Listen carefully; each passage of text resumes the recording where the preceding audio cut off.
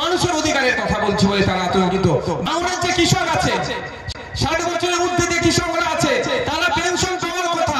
আমি যে তথ্য জেনেছি সেই তথ্য মাত্র 670 জনের নাম বলছে, যেখানে ভাঙড়ে প্রায় 70,000-এর উপরে কৃষক আছে, 60,000-এর ঊর্ধ্বে প্রায় 10,000-এর বেশি কৃষক আছে। সে মাত্র 500 জন ভাতা পাচ্ছে না কেন সে দাবি করেছি, যাতে সবাই ভাতা পেয়ে যায় তার কথা বলেছি। ভাঙড়ে মৎস্যজীবীদের কথা বলেছি, ভাঙড়ে কৃষিকাজের উন্নয়নের কথা বলেছি। তখনই নওশাদ সিদ্দিকী হয়ে যাচ্ছে মুসলমান বিজেপির দালাল। যখন আমি দেবত্ব সম্পত্তি উদ্ধারের কথা বলছি, নওশাদ সিদ্দিকীরা তখন তখন মুসলমানদের দল হয়ে যাচ্ছে। 10 দিন ব্যাপী রক্তদান শিবির চলছে ভাঙড়ে। এই ভাঙড়ে বিধায়ক নওশাদ সিদ্দিকী দাবি করেছেন যে রক্তের সংকট মেটাতে রাজ্য এবং কেন্দ্র সেভাবে তৎপর নয়, তাদের কোনো পলিসি নেই এবং তাদের কোনো প্রকল্প নেই। তাই তারা রক্তদান শিবিরের মাধ্যমে থ্যালাসেমিয়া রোগীদের রক্তের সংকট মেটাতে তারা যেরকম তৎপর। ভাঙড়ে কিন্তু পরস্পর 10 দিন রক্তদান শিবির চলছে। আমরা দেখাবো জি বাংলা টিভি 9-এর পর্দায়। আপনারা জি বাংলা টিভি 9-এর পর্দায় চোখ রাখুন, দেখতে থাকুন, সঙ্গে থাকুন।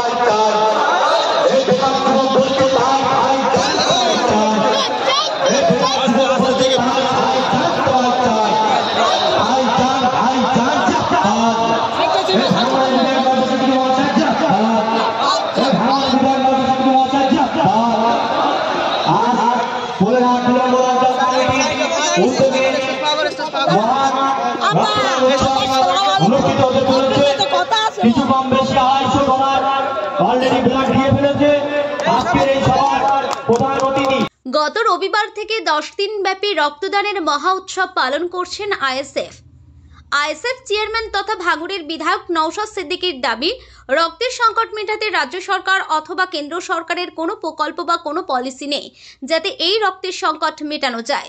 মুমূর্ষু রোগী তথা থ্যালাসেমিয়া রোগীদের কথা ভেবে ভাঙড়ের মানুষ রক্তের সংকট মেটাতে নওশাদ সিদ্দিকীর ডাকে সাড়া দিয়ে রক্তদান উৎসব পালন করছেন 10 দিন ব্যাপী এবং কিছুটা হলেও রক্তের সংকট মেটাতে পারছে বলে দাবি।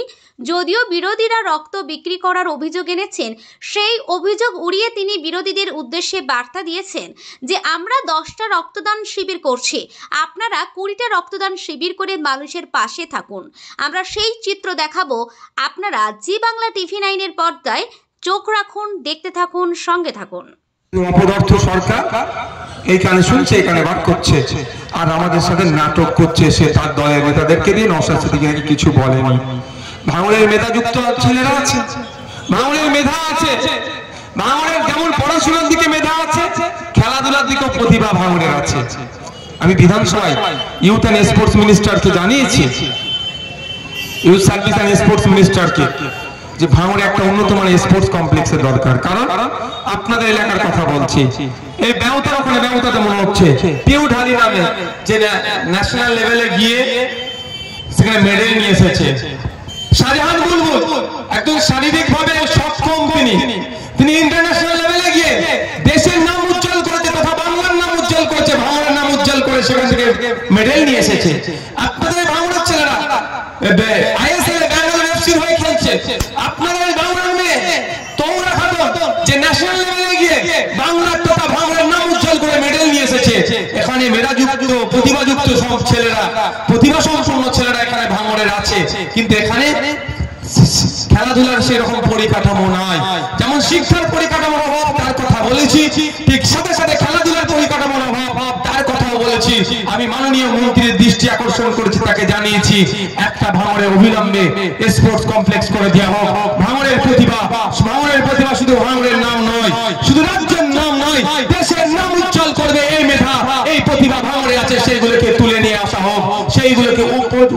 জায়গায় অনুশীলনের ব্যবস্থা করা হোক, এ দাবি আমি তুলেছি।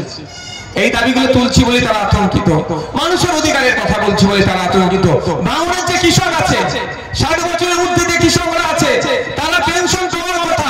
আমি যে তথ্য চেয়েছি সেই তথ্যে মাত্র 670 জনের নাম বলছে, যেখানে ভাঙড়ে প্রায় 70,000-এর উপরে কৃষক আছে, 60,000-এর ঊর্ধ্বে প্রায় 10,000-এর বেশি কৃষক আছে, সেখানে মাত্র 500 জন ভাতা পাচ্ছে না কেন সে দাবি করেছি, যাতে সবাই ভাতা পেয়ে যায় তার কথা বলেছি। বাংলায় মৎস্যজীবীদের কথা বলেছি, বাংলায় কৃষিকাজের উন্নয়নের কথা বলেছি, বাংলার মা বোনেদেরকে যাতে আর্থিকভাবে স্বাবলম্বী করা যায় তার কথা বলেছি। প্রতিনিয়ত ভাঙড় সহ রাজ্যবাসীর কথা বলে যাচ্ছে, তারা এটাকে কাউন্টার করতে পারছে না, তারা এটাকে প্রতি উত্তর দিতে পারছে না, তারা বিধানসভার মধ্যে মাথা হেঁট হয়ে যাচ্ছে যখন প্রশ্নগুলো করছে ভাঙড়ের হয়ে, সারা রাজ্যবাসীর হয়ে।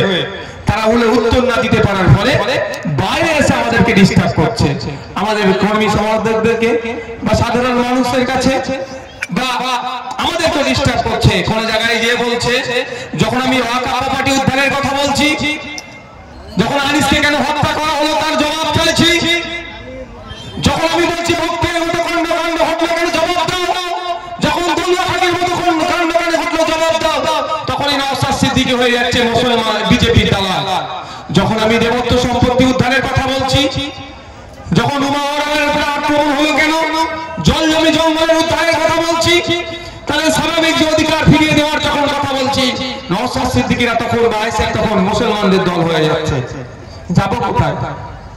মানুষের যে কথা বলছি বলি আমি কখনো বিজেপির দালাল, আবার কখনো মুসলমানদের দল হয়ে যাচ্ছি। তাই বন্ধুগণ, আপনাদের উদ্দেশ্যে বলবো, আপনারা যদি আমাদেরকে সুযোগ দেন, আমাদের যদি সাথে থাকেন। আজকাল দেখছেন না দুয়ারে কি হচ্ছে, দুয়ারে সরকার হচ্ছে, তো আপনারা অপেক্ষা করুন, একটু ধৈর্য ধরুন, আমাদের সাথ দিন, সময় আসবে দুয়ারে এমপি এমএলএ কে হাজির করে দেবো শাসকের। সময় আসবে আপনার এমপি আপনার এখানে দুয়ারে চলে আসবে, আপনার এমএলএ তো আসে আপনার দুয়ারে। বাকি শাসকের যে এমপি গুলো এমএলএ গুলো না পায়ের উপরে পা নাচিয়ে বেড়ায়, ভোটের সময় যেমন কাকা জ্যাঠা মামা চাচা খালা নানি দাদি বলে ভোট চাই, 4.5 বছর খুঁজে পাওয়া যায় না। সময় আসছে 5 বছর তাদেরকে আপনাদের কাছে হাজির করাবো, আপনারা যদি আমাদের একটু সাথ দেন। ভাবতে অবাক লাগছে, ভোটের সময় কত ভালো ভালো মিষ্টি মিষ্টি কথা বলে ভোট নিয়ে নেয়, আর একটা সইয়ের দরকার হলে, সিগনেচারের দরকার হলে খুঁজে পাওয়া যায় না। 500,000 টাকা না দিলে সিগনেচার পাওয়া যায় না। এই তো আমি আছি বা আমার অফিসে আছে, আপনারা গেলেই তো সিগনেচার হয়ে যায়। কার কাছ থেকে পয়সা লাগছে ভাই? কেউ দিয়েছেন আজ পর্যন্ত? দেওয়ার প্রয়োজন না, কারণ এই দায়িত্ব নেব বলেই তো আমি ভোটে দাঁড়িয়েছি। মানুষের সেবা করবো, রাষ্ট্রের সেবা করবো বলেই তো ভোটে রাজনীতিতে এসেছি। তাহলে পরের কাছ থেকে কেন টাকা চাইবো? তাই বন্ধুগণের উপস্থিত হয়েছে,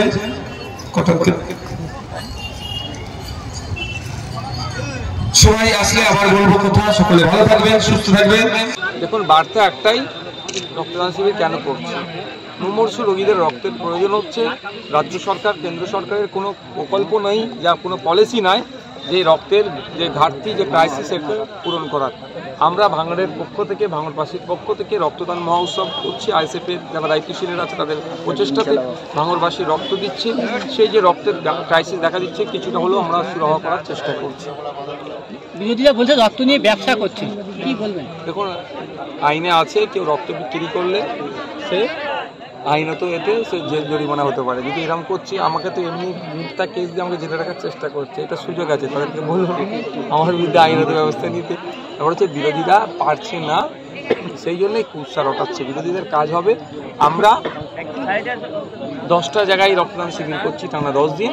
বিরোধীদের কাজ অর্থাৎ শাসকের কাজ হবে যে 20টা রক্তদান শিবির করে এটার জবাব দেওয়া, সেটা তারা পারছেন না। উপরন্তু আমাদের প্রোগ্রামকে আটকানোর জন্য প্রোগ্রামের অদূরেই ওই দিনই প্রোগ্রাম করে ডিস্টার্ব করছে, ভয়ের পরিবেশ, আতঙ্কের পরিবেশ তৈরি করার চেষ্টা করছে। কোনো জায়গায় বোমাবাজি করছে, মারধর করছে, ডেকোরেটরদেরকে আসতে দিচ্ছে না, জায়গা নিয়ে ডিস্টার্ব করছে, এ ধরনের অন্যায় কাজ করে যাচ্ছে। আমি ভেবে পাচ্ছি না রক্ত নিয়ে কেন এদের এত নোংরামি। যখনই বিরোধীদের বর্তমান যারা ডিস্টার্ব করছে তাদেরই যদি রক্তের কোনো সময় প্রয়োজন হয়, তারা কি গিয়ে ব্লাড ব্যাঙ্কে বলবে যে আমি তৃণমূল করি, আমাকে তৃণমূলের রক্তটা দাও, আইএসএফের রক্ত আমাকে দেবে না? এটা বলবে না, তারা কিন্তু রক্ত চেয়ে নেবে।